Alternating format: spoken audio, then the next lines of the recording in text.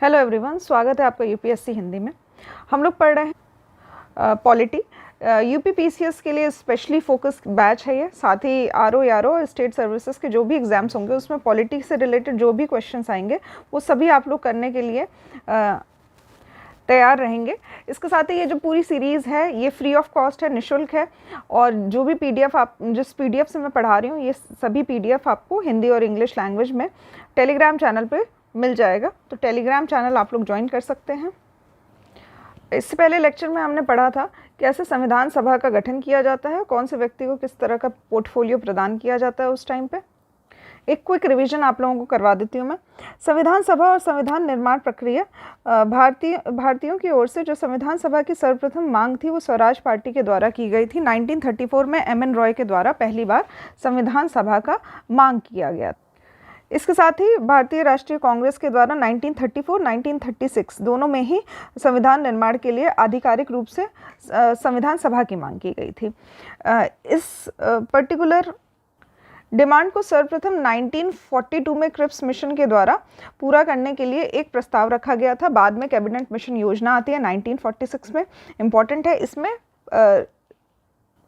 निर्वाचन के आधार पे इसमें संविधान सभा का गठन करने की बात कही गई थी। बाद में इलेक्शन ऑर्गेनाइज करवाया गया जिसमें प्रांतों को प्रतिनिधित्व जनसंख्या के आधार पर दिया गया था।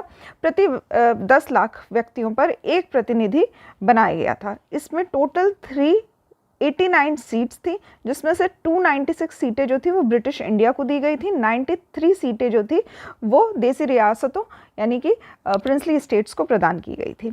तो 296 सीटों में से 292 सदस्य जो थे उनका चुनाव 11 गवर्नर के प्रांतों से हुआ था और 4 जो थे वो चीफ कमिश्नर के प्रांतों से किए गए थे। यहाँ पे ये जो 4 कमिश्नरी हैं जो मुख्य आयुक्त के प्रांत हुआ करते थे, इनमें से 2 के नाम मैं आपको बताती हूँ। 2 नाम आप लोगों को सर्च करके कमेंट बॉक्स में लिखना है। तो पहला नाम है दिल्ली और दूसरा है सिंध बलूचिस्तान। 2 और नाम हैं जो कि चीफ कमिश्नरी के अंडर आते थे ब्रिटिश शासन में। इसके साथ ही जो यहाँ पे देसी रियासतें थी प्रिंसली स्टेट, इनमें इलेक्शन नहीं होने थे। इनमें नॉमिनेशन के थ्रू प्रिंसली स्टेट के जो राजा हुआ करते थे उनको नॉमिनेशन के थ्रू अपने मेंबर्स को भेजना था कॉन्स्टिट्यूएंट असेंबली में। ठीक है, तो यहाँ पे ये जो इलेक्शन होता है ये जुलाई अगस्त 1946 में होता है इलेक्शन, जिसमें 296 में से ब्रिटिश भारत के जो 296 सीटें थी इसमें से 208 कांग्रेस को मिलती है, मुस्लिम लीग को 73 सीटें मिलती हैं और 15 सीटें जो हैं ये अन्य सदस्य को मिलती है। देसी रियासतों ने संविधान सभा में भाग लेने से मना कर दिया था।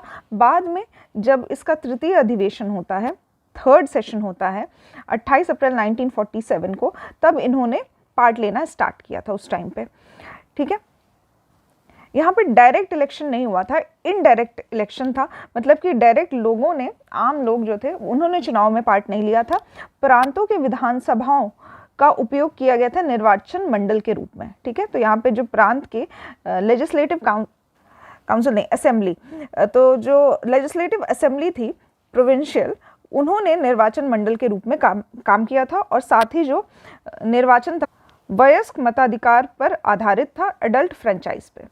ठीक है, तो 18+ सभी मेंबर्स जो थे वो वोट कर सकते थे।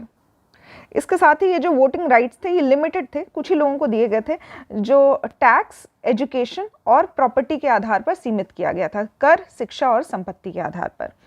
इसके बाद 1946 को वायसरॉय ने जो निर्वाचित प्रतिनिधि थे उनको आमंत्रित किया और पहला सेशन जो था वो 9 दिसंबर को 1946 में हुआ। इस सभा का पहली बैठक जो हुई थी इसमें अस्थायी अध्यक्ष चुने गए थे। तो वो आप कमेंट बॉक्स में लिख सकते हैं कि उनका नाम क्या था जो प्रथम बैठक में अध्यक्ष चुने गए थे। ठीक है, इस साल 2024 के यूपीएससी का क्वेश्चन है ये।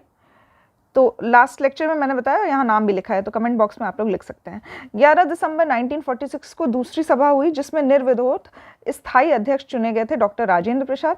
13 दिसंबर को इसकी नेक्स्ट सेशन होता है जिसमें उद्देश्य प्रस्ताव, ऑब्जेक्टिव रेजोल्यूशन पास किया गया था जवाहरलाल नेहरू के द्वारा। इसके साथ ही जब माउंटबेटन योजना आती है 3 जून 1947, उसके तहत पाकिस्तान के लिए एक पृथक संविधान सभा बनाई जाती है और भारतीयों के लिए पृथक संविधान सभा बनाई जाती है। और इसमें दोबारा से इलेक्शन नहीं होता है। जो 389 सीट्स थी टोटल, उसमें वो घट के 299 सीट्स हो जाती है। ठीक है। यहाँ पे ये जो डेटा दिया हुआ है ये कुछ खासा इंपॉर्टेंट नहीं है, अगर आप लोग इसको याद नहीं करते हैं, मतलब जब पृथक संविधान सभा बन रही है उसके बाद वाला डेटा तब भी चलेगा, बट ये जो सेशंस हैं 9 दिसंबर, 11 दिसंबर और 13 दिसंबर, इसमें जो भी बातें कही गई है ये एग्जैक्ट क्वेश्चन आपके MPPCS, BPSC और साथ ही UPPCS में ये डायरेक्ट क्वेश्चन पूछे जाते हैं। तो ये सभी पॉइंट्स जो हैं ये आपको स्किप नहीं करना है। इसके बाद आता है जो टोटल संविधान सभा बनाने में जो टोटल टाइम लगा था वो था 2 वर्ष 11 माह और 18 दिन। ठीक है, अभी वेबसाइट पे ये अवेलेबल है 2 वर्ष 11 माह 17 दिन, तो जो भी ऑप्शंस होगा वो आप लोग देख सकते हैं। ये 17 दिन इसलिए है, मैंने लास्ट लेक्चर में आप लोगों को रीज़न भी बताया है इसका। ठीक है, टोटल जो 11 सेशंस हुए थे, 11 अधिवेशंस हुए थे। इसके साथ ही 24 जनवरी 1950 को भारत के संविधान पर हस्ताक्षर किए गए थे। कुछ 284 सदस्यों द्वारा हस्ताक्षर किए गए थे इसमें। यहाँ पे संवैधानिक सलाहकार, कॉन्स्टिट्यूशनल एडवाइज़र जो है ये पूछा जाता है, ये क्वेश्चन पूछा जाता है, तो BN राव थे कॉन्स्टिट्यूशनल एडवाइज़र। 26 नवंबर 1949 को भारत के लोगों द्वारा संविधान को अंगीकृत, एडॉप्ट, अधिनियमित, इनैक्ट और आत्मसमर्पित, डेडिकेटेड किया गया था। ठीक है, तो ये तीनों वर्ड्स इंपॉर्टेंट हो जाते हैं। इसके साथ ही 26 जनवरी 1950 इस दिन संविधान को लागू किया गया था, केम इनटू इफेक्ट आया था। ठीक है, तो यहाँ पे ये सभी वर्ड्स अडॉप्ट, इनैक्ट, साथ ही केम इनटू इफेक्ट, ये सभी इंपॉर्टेंट है। साथ ही 26 जनवरी 1950 क्यों चुना गया था, ये दिन भी मैंने, ये रीज़न भी मैंने आपको बताया कि ये दिन क्यों चुना गया था। साथ ही कुछ महिला सदस्य थी, 15 महिला सदस्य हैं, इन सभी के नाम दिए हुए हैं। साथ ही कुछ कमेंट किए गए थे, जैसे संविधान सभा जो है वो कांग्रेस से ही बनी हुई है और कांग्रेस जो है वही भारत को चला रहा है, इस तरह के जो कमेंट हैं ये भी किए गए थे और इस पे भी डायरेक्ट क्वेश्चन पूछे जाते हैं, ये भी आप देख सकते हैं। इसके साथ ही 2 सितंबर को जो इंटरिम गवर्नमेंट बनाई जाती है, अंतरिम सरकार, उसका गठन किया जाता है। पहले इसमें मुस्लिम लीग के सदस्य शामिल नहीं होते हैं, बाद में 26 अक्टूबर 1946 को पुनर्गठन होता है जिसमें मुस्लिम लीग के 5 सदस्य जो हैं वो कैबिनेट में शामिल होते हैं। इसकी कुछ प्रमुख समितियों के बारे में हमने देखा था संविधान सभा से रिलेटेड, जैसे कि संघीय संविधान समिति, फेडरल कॉन्स्टिट्यूशनल कमीशन जो है वो जवाहरलाल नेहरू के अंतर्गत था। प्रक्रिया विषयक नियमों संबंधित समिति डॉक्टर राजेंद्र प्रसाद। फिर आता है स्टीयरिंग समिति, ये भी डॉक्टर राजेंद्र प्रसाद के अंदर थी। ड्राफ्टिंग समिति डॉक्टर भीमराव अंबेडकर। मौलिक अधिकारों, अल्पसंख्यक और जनजाति संबंधित जो समिति थी ये वल्लभ भाई पटेल के अंडर में थी, ये एक एडवाइजरी काउंसिल थी। ठीक है, उसके बाद फिर इसकी कुछ सब कमेटी आती है, उप समिति आती है, जिसमें फंडामेंटल राइट्स JB कृपलानी के पास था। अल्पसंख्यक HC मुखर्जी, और जो एक्सक्लूडेड और पार्शली एक्सक्लूडेड एरियाज थे वो गोपीनाथ बारदोली संभाल रहे थे। ठीक है, तो यहाँ पे AB ठक्कर हैं, ये गोपीनाथ बारदोली नहीं है। गोपीनाथ बारदोली जो थे ये नॉर्थ ईस्ट के जो एक्सक्लूडेड और पार्शली एक्सक्लूडेड एरियाज थे उनको संभाल रहे थे। ठीक है, तो यहाँ पे ये भी सब कमिटीज़ है। इसमें इंपॉर्टेंट ये है कि सरदार पटेल जो है ये मेन कमेटी के एडवाइज़र थे। साथ ही कुछ मूल अधिकार वाली सब समिति याद कर सकते हैं, अल्पसंख्यक वाली कर सकते हैं, ये कुछ खासा इंपॉर्टेंट नहीं है यहाँ पे। ठीक है, बस नॉलेज के लिए पता होना चाहिए, कभी क्वेश्चन पूछ भी सकते हैं इससे। फेडरल शक्तियाँ जो थी वो जवाहरलाल नेहरू के पास थी। साथ ही प्रांतीय संविधान समिति जो थी, प्रोविंशियल कॉन्स्टिट्यूशन कमेटी जो थी वो सरदार पटेल के पास थी। ऑर्डर ऑफ बिजनेस कुछ खास इंपॉर्टेंट नहीं है, KM मुंशी। हाउस समिति ये भी इंपॉर्टेंट कुछ खास नहीं है, पटाभी सीतारमैया। साथ ही यहाँ पे एडहॉक कमेटी है नेशनल फ्लैग से संबंधित, ये डॉक्टर राजेंद्र प्रसाद के अंडर में थी, ये इंपॉर्टेंट है क्योंकि इससे भी क्वेश्चन पूछे गए हैं। साथ ही क्रेडेंशियल समिति ये अलादी कृष्ण स्वामी अय्यर के पास थी। स्टेट से रिलेटेड संबंधी समिति जो थी ये भी डॉक्टर राजेंद्र प्रसाद के अंडर में थी। इसके बाद ड्राफ्टिंग कमेटी में जो अध्यक्ष थे वो थे भीमराव अंबेडकर, और इसके अंदर जो सदस्य थे वो 7 सदस्य थे। ये नाम भी मैंने आपको लास्ट टाइम याद करवाए थे लास्ट लेक्चर में। इसका नाम है गोपाल, कृष्ण, मुंशी, मोहम्मद, मित्र और खेतान। ठीक है, ये शॉर्ट फॉर्म में आप याद कर सकते हैं, अपने किसी भी निमोनिक्स जो भी आपको सही लगे वो बना सकते हैं। जिसमें बाद में जो मित्र हैं BL मित्र, इनके स्थान पे N माधव राव को रिप्लेस कर दिया गया था। साथ ही जो खेतान है इनकी मृत्यु हो गई थी। उसके बाद टीटी कृष्णमाचारी ये समिति में शामिल हुए थे। ठीक है, तो ये भी क्वेश्चन पूछे जाते हैं, इंपॉर्टेंट है ये। इसके साथ ही जो एडहॉक कमेटी थी, फ्लैग कमीशन कमेटी, उसके जो अध्यक्ष थे वो थे डॉक्टर राजेंद्र प्रसाद, और इसके जो अन्य सदस्य थे वो थे अब्दुल कलाम आज़ाद, सरोजनी नायडू, सी राजगोपालाचारी, के एम मुंशी और अंबेडकर। ठीक है, यहाँ पे हम लोगों का एंड होता है चैप्टर। अब हम लोग स्टार्ट करेंगे नया चैप्टर जो है सोर्सेज ऑफ कॉन्स्टिट्यूशन, संविधान के स्रोत। ठीक है, इसमें जो सबसे पहला पॉइंट है, ठीक है, तो भारतीय संविधान का जो अधिकांश भाग है वो भारत शासन अधिनियम 1935 के द्वारा लिया गया है। ठीक है, ये सभी अधिनियम जो है ये हम लोग डिटेल में इसकी चर्चा कर चुके हैं लेक्चर नंबर 1 में। वो अगर लेक्चर आपने नहीं देखा है तो वो लेक्चर आप देख सकते हैं, प्लेलिस्ट में अवेलेबल होगा। साथ ही अगर आपने अभी रिवाइज़ नहीं किया तो रिवाइज़ कर लीजिए। उससे रिलेटेड मैं 3 क्वेश्चन अभी आपसे पूछती हूँ, ये सभी आंसर्स आपको कमेंट बॉक्स में देना है। ये क्वेश्चंस इसलिए पूछे जा रहे हैं तो क्या आप लोगों का रिवीजन जो है वो होता रहे। ठीक है, लॉज जो हैं वो बहुत इंपॉर्टेंट, जो फर्स्ट चैप्टर में आप लोगों को पढ़ाए गए थे वही बेसिस होता है कि कहाँ से कॉन्स्टिट्यूशनल डेवलपमेंट स्टार्ट होता है इंडिया में। तो पहला क्वेश्चन जो है, ठीक है, तो आरबीआई की स्थापना कब की गई थी, किस अधिनियम के द्वारा की गई थी। दूसरा क्वेश्चन है बर्मा सेपरेट कौन से अधिनियम में होता है। तीसरा, साथ ही भारत का प्रथम वाइसराय कौन नियुक्त किया गया था। ये सभी आंसर्स जो हैं वो आपको कमेंट बॉक्स में देने हैं। इससे आपका जो लॉज वाला चैप्टर है वो रिवाइज हो जाएगा, और अगर आप लोगों ने अभी तक रिवाइज नहीं किया है तो रिवाइज कर लीजिए। फर्स्ट चैप्टर है, उससे रिलेटेड सभी क्वेश्चंस जो घटना चक्र में दिए हुए हैं, साथ ही प्रीवियस ईयर जो भी पूछे गए हैं वो भी आप लोग कर सकते हैं। स्टार्ट करते हैं हम लोग इससे। सोर्सेज ऑफ कॉन्स्टिट्यूशन में पहला पॉइंट यही था कि अधिकांश भाग जो है वो भारत शासन अधिनियम GOI 1935 से लिया गया है। ठीक है, उसके बाद हर कंट्री का जो संविधान था उससे कुछ ना कुछ सोर्सेज दिए गए हैं हमारे इंडियन कॉन्स्टिट्यूशन में। सबसे पहले ब्रिटेन देखते हैं हम लोग। ब्रिटेन से सबसे पहले लिया गया है संसदीय शासन पद्धति, जिसे पार्लियामेंट्री सिस्टम कहा जाता है। विधि का शासन, रूल ऑफ लॉ, इसके बारे में हम लोग डिटेल में पढ़ेंगे आगे कमिंग चैप्टर्स में। यहाँ पे बस नाम जान लीजिए कि संसदीय शासन प्रणाली, पार्लियामेंट्री सिस्टम जो है वो ब्रिटेन से लिया गया था। साथ ही विधि का शासन, रूल ऑफ लॉ इंग्लिश में कहा जाता है।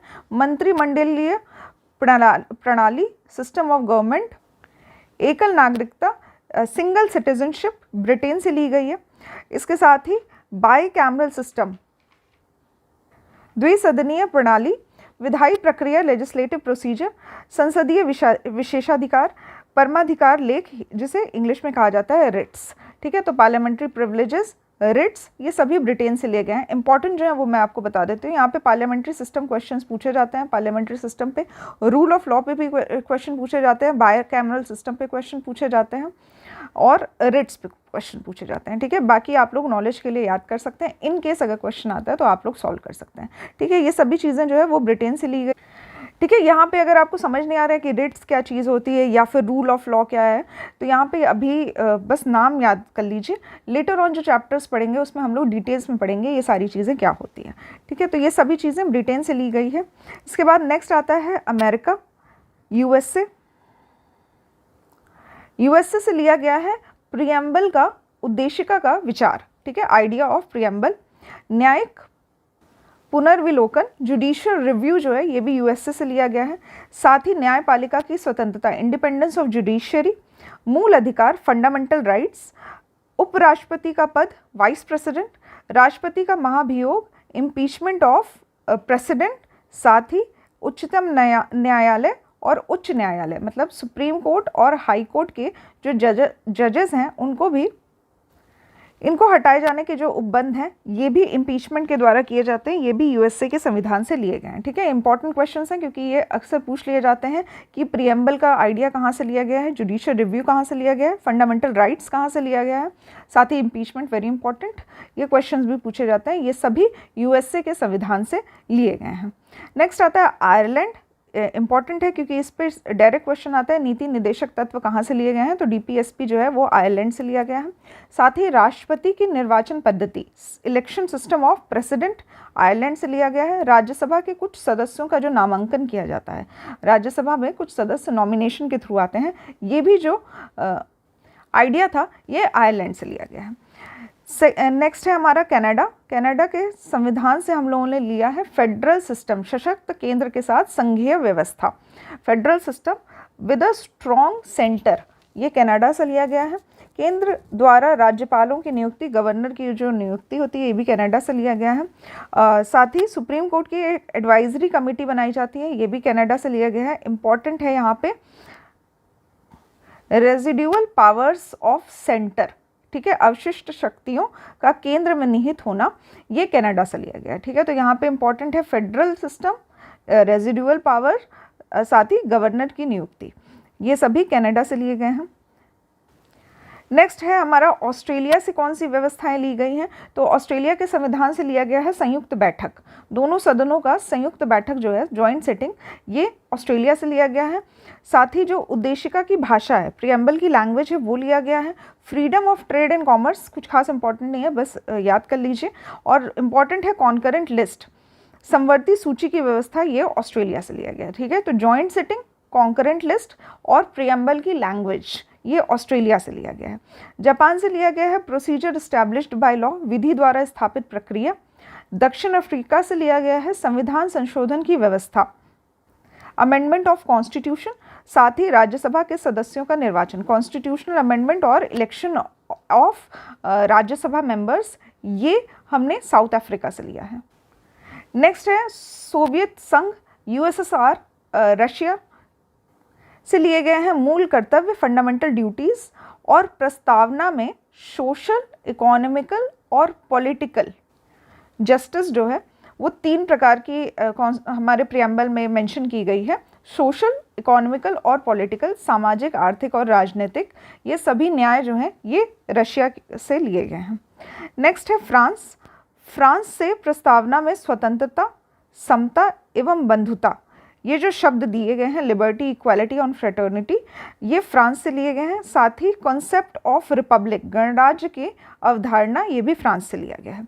जर्मनी से लिया गया है इमरजेंसी के टाइम पे जो फंडामेंटल राइट सस्पेंड कर दिए जाते हैं, ये जर्मनी से हमने लिया है। साथ ही जो संघ है वो आपातकालीन शक्तियाँ जो है उसमें बढ़ा दी जाती हैं, ठीक है। जर्मनी के कॉन्स्टिट्यूशन का एक और नाम कभी कभी क्वेश्चन में दिया रहता है वीमर नाम से, तो ये भी आप लोग जान सकते हैं, ठीक है। तो यहाँ पे जो वीमर कॉन्स्टिट्यूशन है, जर्मनी का कॉन्स्टिट्यूशन, इससे फंडामेंटल राइट्स जो इमरजेंसी के टाइम पे जो सस्पेंड हो जाते हैं, इमरजेंसी से रिलेटेड जो भी प्रावधान है वो जर्मनी के कॉन्स्टिट्यूशन से लिए गए हैं। ये सभी जो सोर्सेज ऑफ कॉन्स्टिट्यूशन मैंने आपको बताया, ये सभी इंपॉर्टेंट है क्योंकि इससे डायरेक्ट क्वेश्चन पूछे जाते हैं और अक्सर ही एग्जाम्स में इस तरह के क्वेश्चन हमें मिल जाते हैं। तो जो भी सोर्सेज और किस कंट्री से लिए गए हैं, कौन से उपबंध कहाँ से लिए गए हैं, इसका आप लोग प्रॉपर एक लिस्ट बना सकते हैं, चार्टिंग के माध्यम से याद कर सकते हैं, क्योंकि ये हमेशा आपको 1 या 2 मार्क्स तो हमेशा दिला देगा जब भी आप इस तरह के क्वेश्चंस आपसे पूछे जाएंगे। नेक्स्ट आता है भारतीय संविधान के प्रमुख भाग, ठीक है। तो अभी हमने पढ़ा कि किस तरह से कॉन्स्टिट्यूशन का डेवलपमेंट होता है, कौन से लॉज उसमें बनाए गए हैं, इसके साथ ही कैसे संविधान सभा का गठन किया जाता है और कहाँ कहाँ से संविधान बनाने के लिए कहाँ कहाँ से सोर्सेज लिए जाते हैं। अब हम लोग मेन हमारे इंडियन कॉन्स्टिट्यूशन को कैसे पढ़ना है, किस तरह से स्टार्ट होगा, ये हम लोग देख रहे हैं। तो पहले पार्ट्स से स्टार्ट करेंगे, जो प्रमुख भाग हैं उनको पढ़ेंगे, इसके बाद हम लोग पढ़ेंगे इससे रिलेटेड आर्टिकल्स, ठीक है। तो यहाँ पे प्रमुख भाग के बारे में बात करते हैं। तो जब संविधान सभा के द्वारा संविधान बनाया गया था उस टाइम पे 22 भाग हुआ करते थे इसमें, ठीक है। अभी वर्तमान में इसमें 25 भाग हैं, कुछ भाग जो हैं वो बाद में ऐड किए गए थे, ठीक है। तो यहाँ पे कुछ भाग हैं और विषय हैं उनसे संबंधित। भाग फर्स्ट पार्ट 1, ये 1 से लेकर 4 आर्टिकल्स तक है, ठीक है। संघ और उसका राज्य क्षेत्र, ठीक है, यूनियन एंड इट्स टेरिटरी। तो यहाँ पे इंडिया के बारे में ही बात की गई है, इंडिया को, ठीक है। तो इंडिया को as a union of states बताया गया। आर्टिकल 1, 2, 3, 4 जो भी है इससे रिलेटेड वो सभी हम लोग डिटेल में पढ़ेंगे। तो यहाँ पे देख सकते हैं आर्टिकल 1 से लेकर 4 तक ये आता है आपका भाग फर्स्ट में। फिर आता है आपका भाग सेकेंड पार्ट 2, ये 5 से लेकर 11 तक है और इसमें नागरिकता से रिलेटेड आर्टिकल्स दिए गए हैं, सिटीजनशिप एक्ट। पार्ट 3 ये है मौलिक अधिकार, फंडामेंटल राइट्स, और 12 से लेकर 35 तक आर्टिकल्स हैं, ठीक है। 12 से लेकर 35 सभी आर्टिकल्स जो हैं वो हम लोग डिटेल में पढ़ेंगे, और ये सभी आर्टिकल्स आपको याद होने चाहिए क्योंकि इससे भी डायरेक्ट क्वेश्चन पूछे जाते हैं। फिर आता है पार्ट 4 36 से लेकर 51 तक, जिसमें आता है राज्य के नीति निदेशक तत्व, DPSP शॉर्ट में कहा जाता है। फिर पार्ट 4A है, जो 51A हमारा आर्टिकल है, ये मौलिक कर्तव्य फंडामेंटल ड्यूटीज से रिलेटेड है। पार्ट 5 से एग्जीक्यूटिव, जो यूनियन के एग्जीक्यूटिव होता है, पार्लियामेंट होता है, प्रेसिडेंट से रिलेटेड, साथ ही ठीक है parliament, supreme court, judiciary, CAG, ये सभी हम लोग डिटेल में पढ़ेंगे, तो यहाँ मैं अभी आपको ज़्यादा एक्सप्लेन नहीं करूँगी। बस पार्ट 5 में संघ के बारे में, संघ से रिलेटेड जो भी आर्टिकल्स हैं, जो भी उपबंध हैं वो दिए हुए हैं यहाँ पे।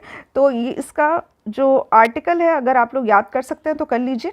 ईजी इसलिए होता है क्योंकि यहाँ से कभी आर्टिकल अगर माइंड में क्लिक नहीं हो रहा है और पूछा गया है क्वेश्चन में, तो वो आप लोग थोड़ा बहुत दिमाग लगा के कर सकते हैं उस टाइम पे कि यहाँ से यहाँ तक अगर आर्टिकल संघ के बारे में दिया हुआ है और उससे रिलेटेड कोई आर्टिकल आपसे पूछा जाता है क्वेश्चन में, तो वहाँ पे आप लोग एक्सक्लूड कर सकते हैं। ठीक है, तो यहाँ पे 52 से 151 तक संघ के बारे में, द यूनियन के बारे में दिए गए हैं आर्टिकल्स। फिर है पार्ट 6। पार्ट 6 जो है वो स्टेट्स के बारे में बताता है। स्टेट में गवर्नर होगा, फिर चीफ मिनिस्टर, फिर और भी जो काउंसिल ऑफ मिनिस्टर्स होते हैं स्टेट में रिलेटेड, वो सभी चीज़ें दी हुई है। ये 152 से 237 तक भाग 6 के पार्ट हैं, 152 से 237। इसके बाद आता है पार्ट 7, जिसको निरसित कर दिया गया था, रिपील कर दिया गया था या फिर सस्पेंड कर दिया गया था, हमारे कॉन्स्टिट्यूशन से डिलीट कर दिया गया था 7th कॉन्स्टिट्यूशनल अमेंडमेंट 1956 के द्वारा। ठीक है, तो ये भी याद कर सकते हैं आप लोग कि कौन सा ऐसा पार्ट है जिसको कॉन्स्टिट्यूशन से हटाया गया है। तो ये सिर्फ एक ही पार्ट है, पार्ट 7, जिसको कॉन्स्टिट्यूशन से बाद में हटा दिया गया था कॉन्स्टिट्यूशन अमेंडमेंट के द्वारा। उसके बाद आता है पार्ट 8। यहाँ पे थोड़ा सा कंफ्यूजिंग हो सकता है क्योंकि बहुत सारी चीज़ें लिखी हुई है, लेकिन जिस तरह से मैं बोल रही हूँ आपको, बस आपको उतना ही पार्ट पहले देखना है। ठीक है, तो यहाँ पे जो बोल रही हूँ मैं पार्ट 8, तो इससे रिलेटेड जो लिखा हुआ है बस उस पर नज़र रखिए। नीचे की तरफ थोड़ा कन्फ्यूजन हो जाएगा अगर एक साथ सारी स्क्रीन पे देखेंगे। ठीक है, तो पार्ट 8 जो है वो रिलेटेड है यूनियन टेरिटरी से, संघ राज्य क्षेत्र से रिलेटेड है। 239 से 242, 239 से 242 तक आर्टिकल्स जो है वो यूनियन टेरिटरी से रिलेटेड हैं। ठीक है, फिर आता है पार्ट 9। पार्ट 9 इम्पॉर्टेंट है, पंचायत से रिलेटेड है, और ये 243 से लेकर 243O तक है। ठीक है, 243 से 243O तक पंचायतों के बारे में जो भी आर्टिकल्स हैं वो दिए हुए हैं। ठीक है, फिर 9A जो है वो म्यूनिसिपैलिटी से रिलेटेड है। ये भी आपका डायरेक्ट क्वेश्चन है, यूपीएससी में पूछा गया है, 2024 का क्वेश्चन है। तो पार्ट 9A रिलेटेड है म्यूनिसिपैलिटीज से। 243P, अब O के बाद आता है P, तो 243O तक पंचायत में ख़त्म हो गया। उसके बाद 243P से 243ZG, ये म्यूनिसिपैलिटी से रिलेटेड है। उसके बाद आता है पार्ट 9B। 9B में 243ZH, G के बाद ZH, फिर 243ZT से रिलेटेड जो आर्टिकल्स है उसका जो टॉपिक है वो है सहकारी समितियां, कोऑपरेटिव सोसाइटी। उसके बाद आता है पार्ट 10, भाग 10 जो है पार्ट 10, ये शेड्यूल्ड एंड ट्राइबल एरिया से रिलेटेड है, अनुसूचित एवं जनजातीय क्षेत्र से रिलेटेड है, 244 से 244A। ठीक है, ये 2 आर्टिकल्स दिए हुए हैं। उसके बाद है पार्ट 11, संघ और राज्यों के बीच के संबंध। इंपॉर्टेंट है क्योंकि इसमें भी रिलेशन बिटवीन यूनियन और स्टेट्स के बारे में दिया है, सेंटर स्टेट रिलेशन, ये सभी आर्टिकल्स भी आएंगे इसमें। तो यहाँ पे 245 से 263 होगा पार्ट 11। फिर आता है पार्ट 12, ये वित्त, संपत्ति, संविदाएं और वाद से रिलेटेड है, finance, property, contract and suit से रिलेटेड है, 264 से 300A। ठीक है, तो अब तक हम लोग 300 तक आर्टिकल्स कवर कर चुके हैं और पार्ट 12 पे हैं हम लोग। इसके बाद आएगा पार्ट 13, जो कि trade, commerce, intercourse with in territory of India, Bharat के राज्य क्षेत्र के भीतर व्यापार, वाणिज्य एवं समागम से रिलेटेड है। कुछ भी खास इंपॉर्टेंट नहीं है पार्ट 13, ये 301 से 307 तक है। ठीक है, उसके बाद आता है पार्ट 14, जो संघ और राज्यों के अधीन सेवाएं हैं, services under union and state, ये शो करता है। आर्टिकल 308 से लेकर 323 तक इसमें दिए हुए हैं। ठीक है, इसी पार्ट 14 के अंतर्गत आपका आता है स्टेट सिविल सर्विसेज, साथ ही union public service commission, UPSC से रिलेटेड जो भी आर्टिकल्स दिए हुए हैं वो भी इसी में आते हैं। ठीक है, डिटेल में हम लोग पढ़ेंगे आगे जब हम लोग चैप्टर्स देखेंगे, तो पार्ट 14 के बारे में हम लोग डिटेल्स में देखेंगे। ठीक है, नेक्स्ट है, बहुत इंपॉर्टेंट है ये 14A, जो कि बाद में जोड़ा गया कॉन्स्टिट्यूशनल अमेंडमेंट के बाद। तो 323A और B ये दोनों ही आपके ट्रिब्यूनल्स में आते हैं, अधिकरण में आते हैं। पार्ट 15 ये भी इम्पॉर्टेंट है, इलेक्शन से रिलेटेड है। तो यहाँ पे निर्वाचन से संबंधित जो भी आर्टिकल्स हैं वो दिए हुए हैं 324 से 329A तक। ठीक है, इलेक्शन ये भी इंपॉर्टेंट है क्योंकि अक्सर इस पर भी क्वेश्चन पूछ लिए जाते हैं, तो पार्ट 15 में दिया हुआ है। ठीक है, याद करने का भी तरीका कुछ इस तरह से है कि बीच बीच के आर्टिकल्स आपको याद होने चाहिए, जो पार्ट है वो याद होने चाहिए। तो पार्ट 15 रिलेटेड है इलेक्शन से, पार्ट 14 रिलेटेड है ट्रिब्यूनल्स से, ये सभी आपको याद होने चाहिए। इसके बाद आता है पार्ट 16, जो कि कुछ वर्गों के संबंध में विशेष उपबंध दिए गए हैं। ठीक है, तो यहाँ पे special provision related to certain class है। पार्ट 16 में 330 से 342 तक, 342 तक। पार्ट 17 इसमें राजभाषा से रिलेटेड, ऑफिशियल लैंग्वेज से रिलेटेड आर्टिकल्स दिए हुए हैं 343 से 351। ठीक है, तो ये भी इंपॉर्टेंट है क्योंकि अक्सर इस पे भी क्वेश्चन पूछे जाते हैं। और 343 ऑफिशियल लैंग्वेज से रिलेटेड है, ये आपको याद होना चाहिए हमेशा।